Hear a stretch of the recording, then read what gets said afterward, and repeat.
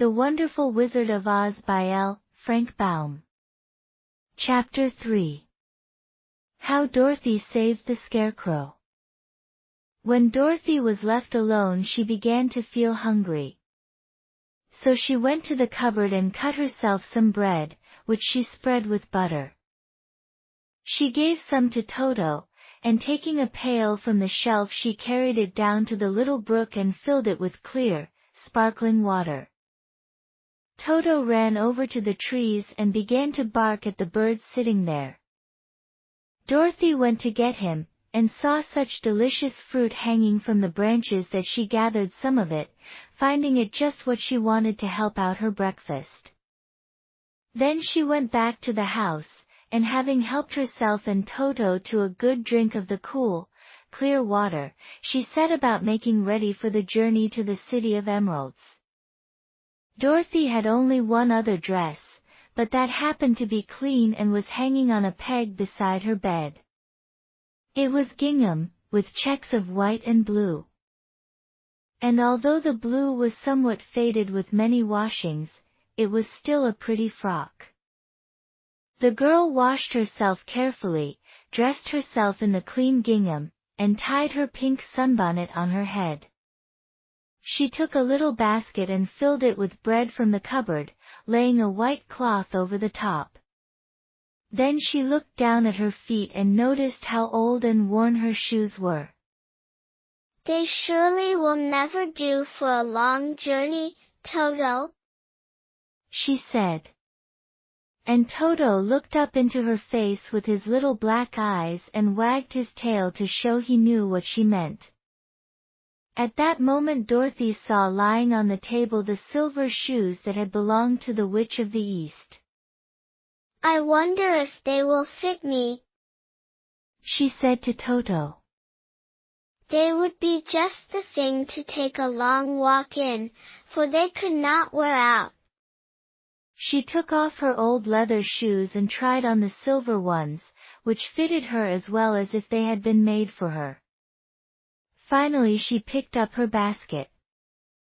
"Come along, Toto," she said. "We will go to the Emerald City and ask the Great Oz how to get back to Kansas again." She closed the door, locked it, and put the key carefully in the pocket of her dress. And so, with Toto trotting along soberly behind her, she started on her journey. There were several roads nearby, but it did not take her long to find the one paved with yellow bricks. Within a short time she was walking briskly toward the Emerald City, her silver shoes tinkling merrily on the hard, yellow roadbed. The sun shone bright and the birds sang sweetly. And Dorothy did not feel nearly so bad as you might think a little girl would who had been suddenly whisked away from her own country and set down in the midst of a strange land. She was surprised, as she walked along, to see how pretty the country was about her. There were neat fences at the sides of the road, painted a dainty blue color, and beyond them were fields of grain and vegetables in abundance.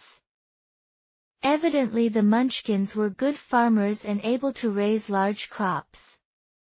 Once in a while she would pass a house, and the people came out to look at her and bow low as she went by. For everyone knew she had been the means of destroying the wicked witch and setting them free from bondage.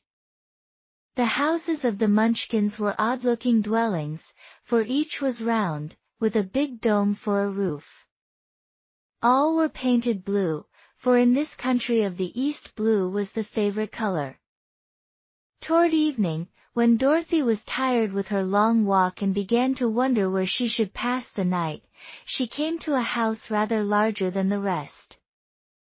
On the green lawn before it many men and women were dancing. 5 little fiddlers played as loudly as possible, and the people were laughing and singing, while a big table nearby was loaded with delicious fruits and nuts, pies and cakes, and many other good things to eat. The people greeted Dorothy kindly, and invited her to supper and to pass the night with them. For this was the home of one of the richest munchkins in the land, and his friends were gathered with him to celebrate their freedom from the bondage of the wicked witch. Dorothy ate a hearty supper and was waited upon by the rich munchkin himself, whose name was Bok. Then she sat upon a settee and watched the people dance. When Bok saw her silver shoes, he said, "You must be a great sorceress." "Why?" asked the girl. "Because you wear silver shoes and have killed the wicked witch. Besides, you have white in your frock, and only witches and sorceresses wear white. My dress is blue and white checked," said Dorothy, smoothing out the wrinkles in it. "It is kind of you to wear that," said Bok. "Blue is the color of the munchkins, and white is the witch color. So we know you are a friendly witch." Dorothy did not know what to say to this, for all the people seemed to think her a witch, and she knew very well she was only an ordinary little girl who had come by the chance of a cyclone into a strange land. When she had tired watching the dancing, Bok led her into the house, where he gave her a room with a pretty bed in it. The sheets were made of blue cloth, and Dorothy slept soundly in them till morning, with Toto curled up on the blue rug beside her. She ate a hearty breakfast, and watched a wee munchkin baby, who played with Toto and pulled his tail and crowed and laughed in a way that greatly amused Dorothy. Toto was a fine curiosity to all the people, for they had never seen a dog before.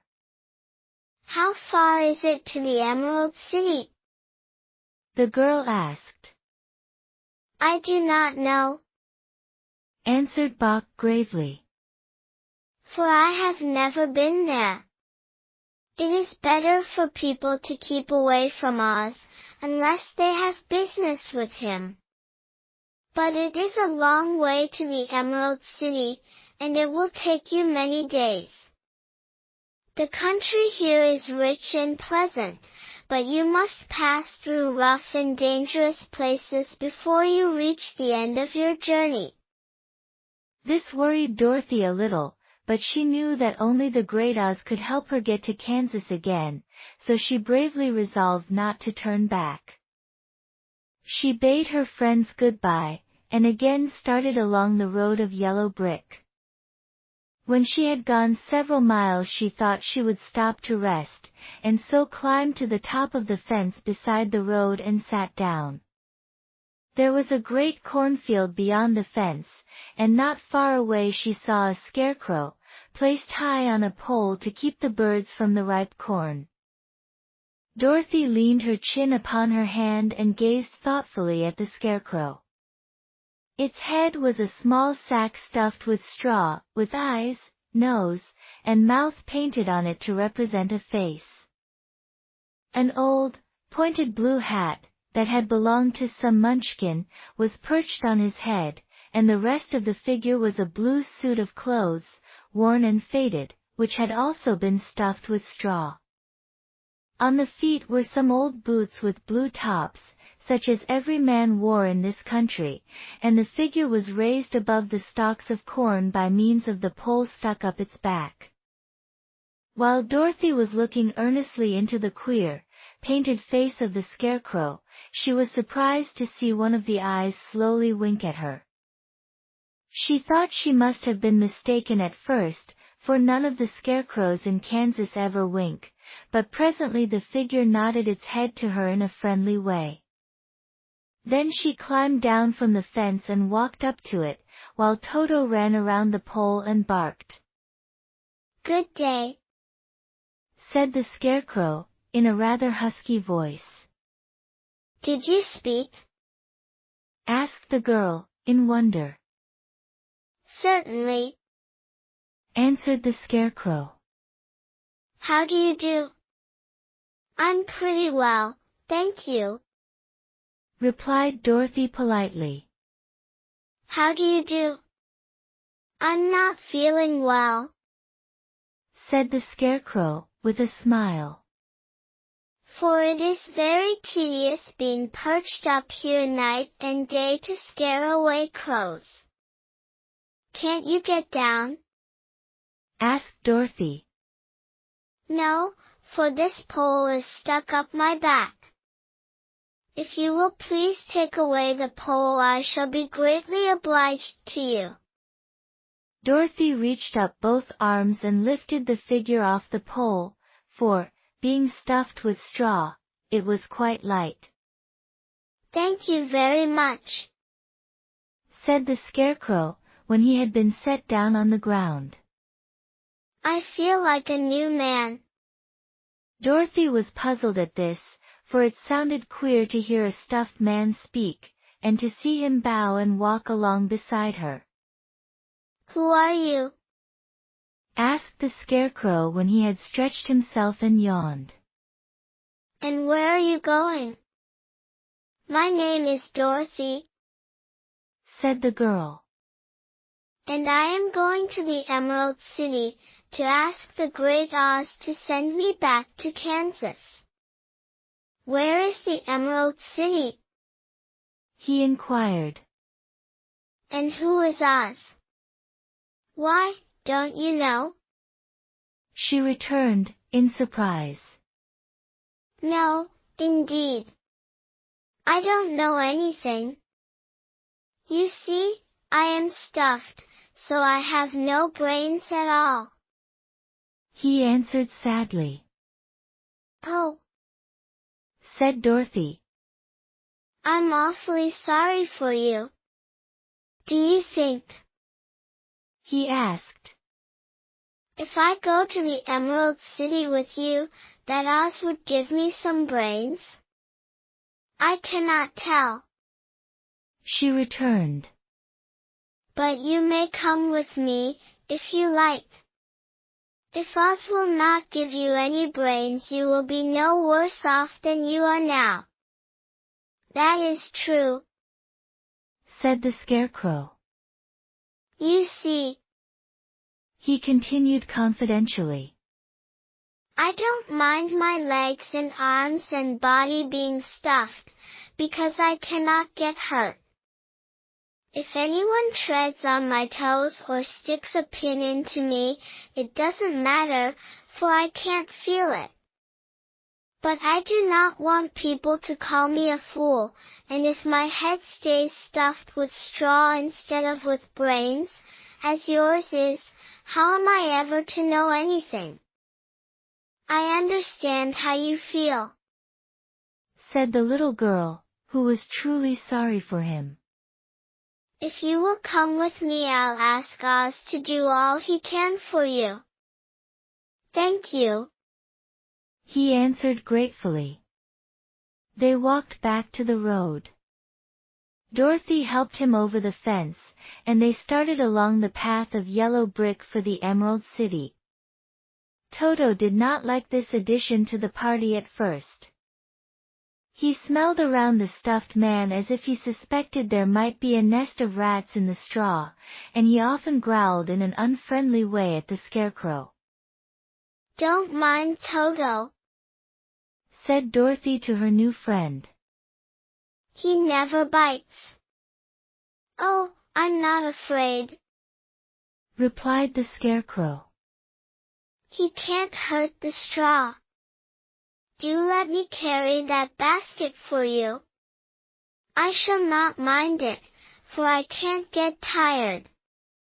I'll tell you a secret, he continued, as he walked along. There is only one thing in the world I am afraid of. What is that? asked Dorothy. The Munchkin farmer who made you? No, answered the Scarecrow. It's a lighted match.